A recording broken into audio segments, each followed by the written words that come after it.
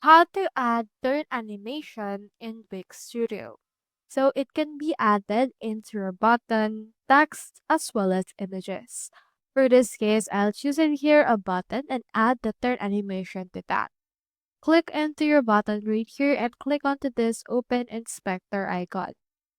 Once you have done that, you can click right here into the lightning option and then it should be able to redirect you to this. So we have in here an existing animation. So let me head over and then remove that first.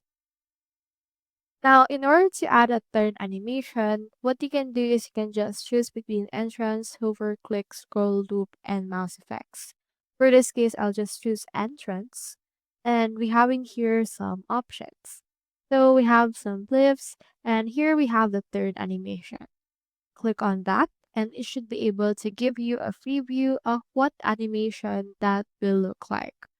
So you can also adjust what it will look like and also adjust the time it will happen using and options. Once you're done, click on this publish in order to publish it.